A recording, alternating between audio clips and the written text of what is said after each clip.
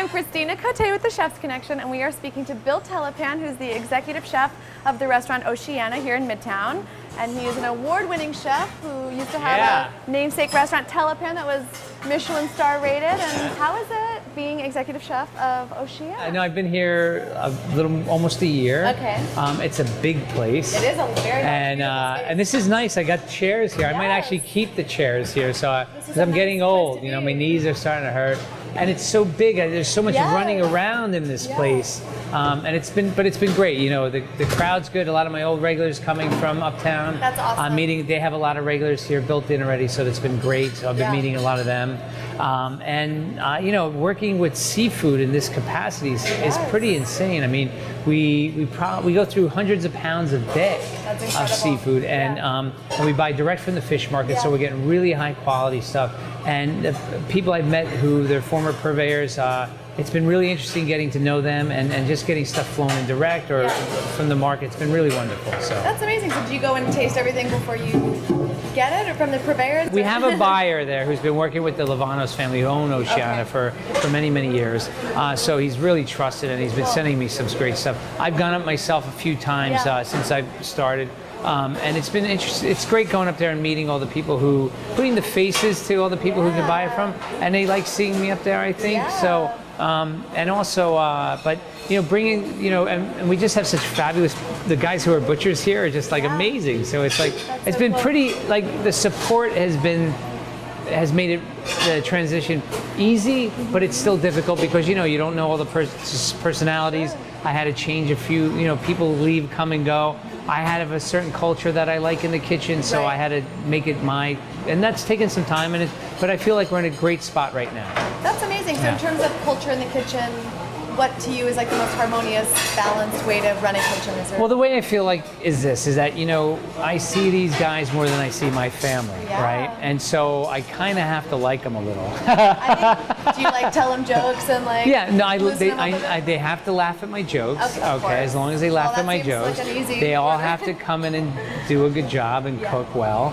And that's all I ask, you know. And I will treat them with respect if they treat the job with respect. And it can, you know, you come in and go and you have a good time. But you know, we like to laugh and joke around, and I like that sort of. I'd rather be laughing than stressed. You know what I mean? But there's always going to be that in the kitchen. But when you're working together in a busy place like this, you want to make it go as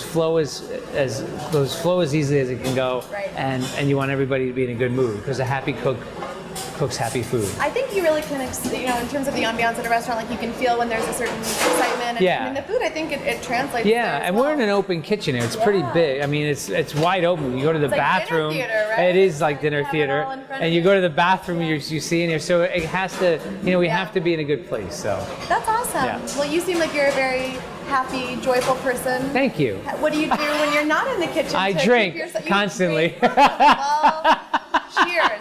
Should we do a round of shots? Sure. Yeah. I know. Hey, whatever. Right? No, I got a busy service tonight, so I generally don't drink before 9 o'clock. No problem. All right. But, unless I'm off. Unless you're off. Yeah. What do you like to do in your spare time? Cook. You like to cook? Okay. No, I have a 15-year-old, so I like to do a lot. I mean, I like to explore the city. That's we're living in the greatest city in the world, and we got a lot of great restaurants. So I like to do a lot of that. Do you go visit a lot of other restaurants in your spare time? I try to. You know, I mean, I don't get a lot of time to do that, but I try. I like to see what other people are doing. That's cool. But I do like cooking at home. So I do. And I'll cook like on my day on Sunday. I'll try to generally one week I'll cook, 1 week we'll go out, that kind of bit. The thing about New York, you don't know there's so many options. It's not like you're living in the suburbs and you have that one Chinese restaurant you have to go there, that one Italian restaurant. Exactly. There's like every region of every country. And just in Midtown West where we are here, there's a million restaurants that you go try. So, you know. So in terms of menus and seasonality, and I know I've read that you really like to source things locally. Yeah. How do you usually get new inspiration for new dishes for the menu? through the seasons and what's happening. I mean, a lot of times is the farmers or the list I get in from people will dictate what's going to be on the menu. I talk to them ahead of time. I see what's coming. I mean, but at this point, I kind of know a lot what's happening and what people are growing. And so I kind of work off that. And like right now is kind of an exciting time because you're getting the end of spring still and you're getting the beginning of summer. And so this month,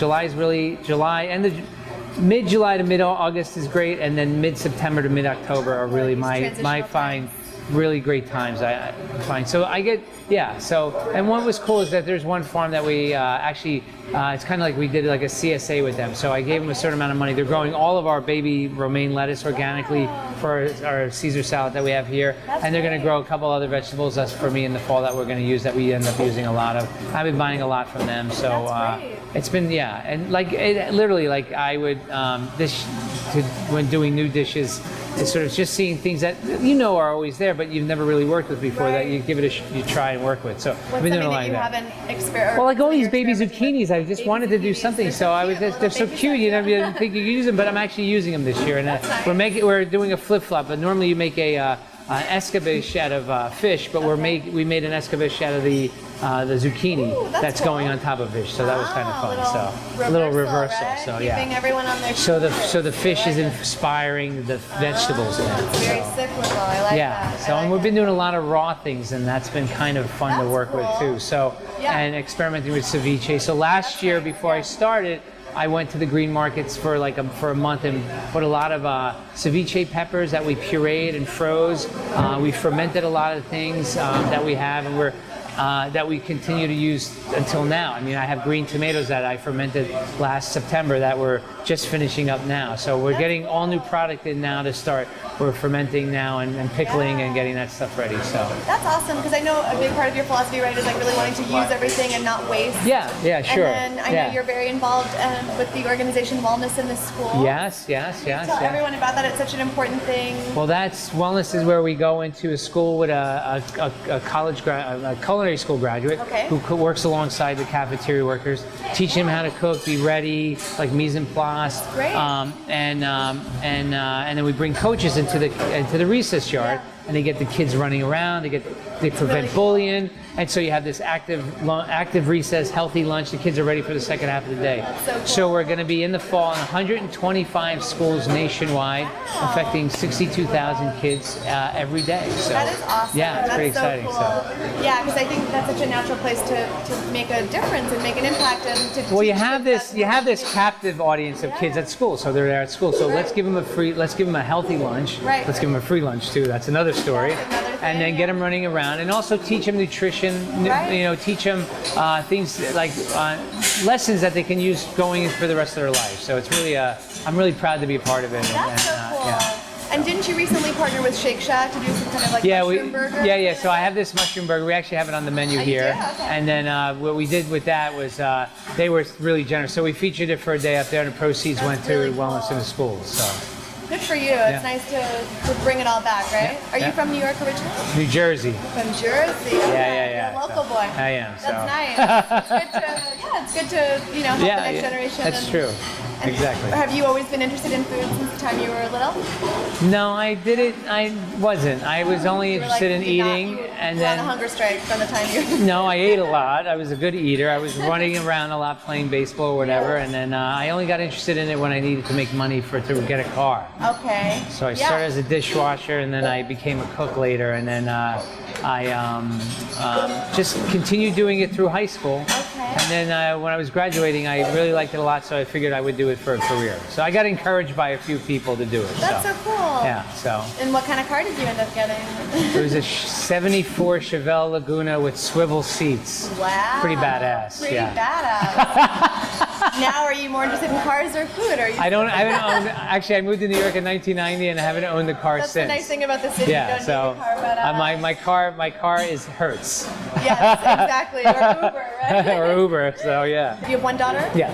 So. That's so cool. And is she taking a liking to cooking too? Have you always cooked? She's a great baker. That's cool. So she does all the family birthday cakes, Oh, that's blondies for her friends, That's so nice. pies for Mother's Day and Father's Day.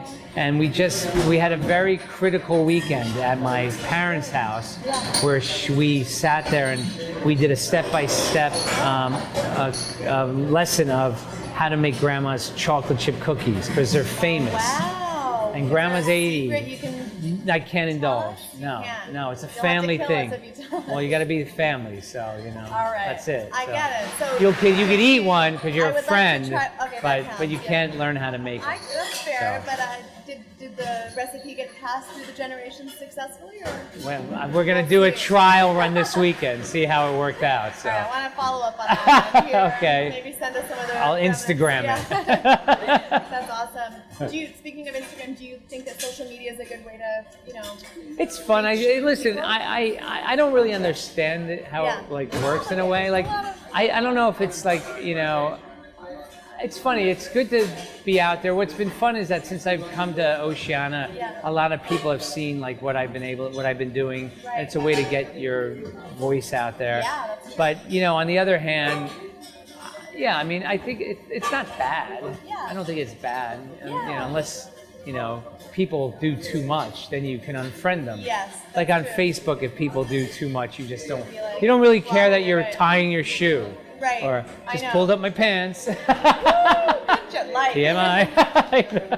But I'm sure in the restaurant you always are happy when people like snap a photo of one of your dishes. Yeah, that's right? nice. That's I don't mind exciting. that they do that, but Or don't take a send the selfie food. with the That's cool. Yeah, right, exactly. With the lobster tank, that gets a lot of Exactly. action. I know you got some big lobsters in that tank. We'll do some big. That's We're getting great. some king crab next week, so we have some Those live. go in the tank? They'll go in the.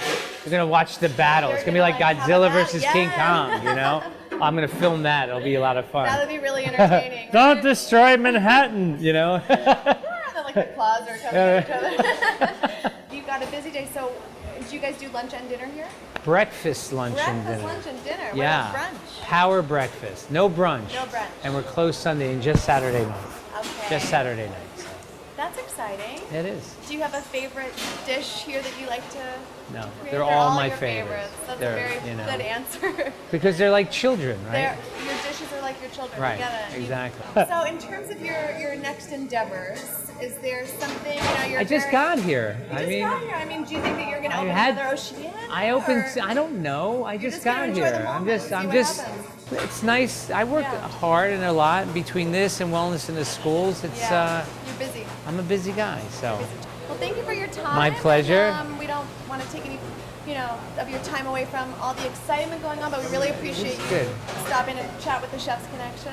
Love the Chef's Connection. So. The Chef's Connection loves you. Bill. Excellent. Thank so. you so much. All right. Cheers. For more with your favorite chefs, please visit thechefsconnection.com.